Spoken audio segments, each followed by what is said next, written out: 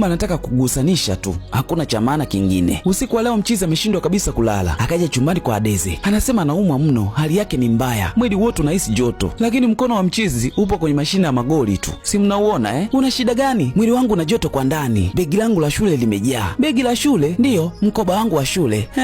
Unajua mimi sio mtu wa wanawake, nataka kuingia mara moja tu. Mimi mwanamke wa kijijini, unataka nini kutoka kwa mtu wa kijijini? Hayo yamepita. Yamepita? Sahau hayo bana. Kwa nini unaweka mkono huko? Nikiachia hapa ngome itatoboa nguo.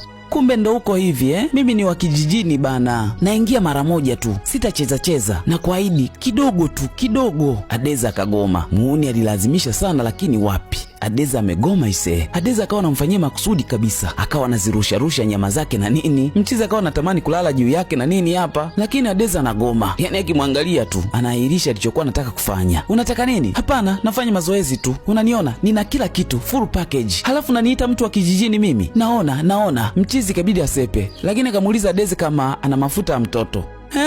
Mafuta ya mtoto ya nini sasa? Hawa anataka kazalishe bafuni Huyu mwanamke anaitwa Felicia, baba yake ni tajiri mkubwa sana, lakini kwa sasa anaishi Marekani. Haya mafanikio alionayo Tobe yamesababishwa na mzee wake Felicia. Leo amerudi kutoka Marekani alipokuwa anaishi. Akaambiwa kuwa kuna mfanyakazi anaitwa Adeze. Felicia akashangaa, ikabidi aanze naye kwanza. Baada ya muda akaja kumuuliza mchizi, ni nani yule? Anamiliki mali nyuma vile.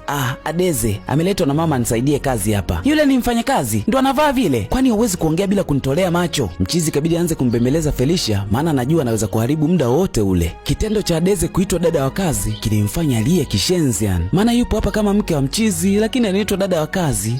Inaumiza kishenzi hii. Wakati wa kula Felicia alikuwa anakisifia kinoma chakula ni kitamu. Ikabidi aulize nani kakipika. Adeze akasema ni yeye. Pale pale hali ya Felicia ikabadilika, akaanza kutapika. Hakutaka kula tena hiki chakula, hakutaka pia hata Tobe kile chakula, licha kuwa alikuwa na njaa. Yani Felicia akikataa kitu chake hauwezi kukipata pia hata wewe. Baada ya muda Felicia akaja kumpa mkwara mzito Adeze. Akamwambia hataki kabisa mwanamke yoyote ampikie mume wake, atampikia yeye mwenyewe tu, na kama atashindwa basi ataagiza chakula. Hiki kitu kilimuumiza kishenzi Adeze. Toba akaja kumuomba msamaha Adeze hapa chumbani. Akasema kila kitu alichonacho hapa ni kwa sababu ya baba yake Felicia, ndio maana ana nguvu hivi. Kwa hiyo mchizi hana nguvu za kumfukuza wala kufanya maamuzi yoyote yale. Adeze akauliza, unataka kumwoa? Mchizi akasema hajui. Toba akamwomba Adeze kuwa kila kitu ambacho Felicia atamtaka afanye basi akubali tu. Kweli bana, Adeze akakubali, lakini alikuwa analia kishenzi Mabusu mengi mno akafuata hapa. Tobe na Adeze wanapendana sana, lakini bahati mbaya mazungumzo yao aliyasikia Felicia. Hili likawa ni kosa kubwa mno. Tobe aliporudi chumbani, Felicia akamuuliza, umetoka wapi? Nilipigiwa simu ya dharura. Kuna tatizo? Hapana, kila kitu kipo sawa. Uko sawa? Naonekana kuwa sawa. Felicia ana jambo lake kichwani. Machozi, kilio, huzuni kikawa upande wa Adeze. Aliona kabisa anaelekea kupata, lakini dakika za jioni mpira umegeuka. Akajipa imani tu kuwa kama ni chako basi kitaendelea kuwa chako tu, na kama sio chako basi hakitakuwa chako milele. Leo Felicia akachukua maamuzi ya kumfukuza Ada nyumbani kwake, akampa na pesa anauli kabisa ise. Hataki aendelee kumuona hapa. Adeze hakutaka pesa, akazirudisha. Huku Tobe alikuwa anasikia kila kitu. Felicia akamtupa nje. Tobe ndo akajua sasa kumbe jambo lipo serious hivi. Ikabidi atoke nje kwenda kuangalia. Felicia hataki kumuona Adeze hapa ndani. Tobe alipotoka akasema haendi popote. Unajua wewe ni mkorofi Felicia. Muda wote unanikumbusha namna ambavyo baba yako amenisaidia. Huna shukrani wewe. Naelewa mimi ni mgumu, lakini huyu mwanamke amenielewa. Hii ndio aina ya wanawake ninaowatafuta. Huyu haendi popote. Unajua kibaki hapo utapoteza kila kitu. Naelewa kabisa. Mchizi yupo tayari apoteze kila kitu, lakini abaki na mtu ambaye anampenda na anayemuelewa. Vitu kama hizo mtu wangu. Sasa Felicia akachukua maamuzi ya kuondoka ili awaache wale maisha yao. Fungua hilo geti vizuri. Anaweza kuvunja geti letu huyo. Baby, nikumbatie vizuri hadi aondoke ili aone wivu. Huyu baba anachamba hatari unaambiwa. Tobe kumbe ni romantiki, ila kiburi kilikuwa kinamtesa tu. Leo kamwandalia chakula mwanamke wa maisha yake. Mapenzi yanaweza kukubadilisha anavyotaka. Si mnamuona Tobe naye kabadilika mazima. Mama kafurahi sana hawa watu wawili kupendana. Hemeka akasema alipofika tu hapa ndani alijua hawa watu wawili wanapendana. Ikabidi afanye vitu ambavyo vitamfanya Toba aone wivu. Hatimaye jambo limekamilika sasa. Toba akamshukuru sana mama yake. Akasema alimwambia kuwa chochote unachokitaka kwenye maisha kifukuzie. Mwisho mchizi akamvisha pete ya uchumba Adeze. Noma sana mtu wangu. Hapo muuni hajapiga goti wala nini, lakini upendo umejaa ndoo. Kama upendo upo haina haja ya kupiga goti. Wewe mvishe pete tu namna ambavyo wewe unavyotaka. Na huo ndo kama mwisho wa tambala hili mtu wangu, linaitwa My Pride Her Destiny.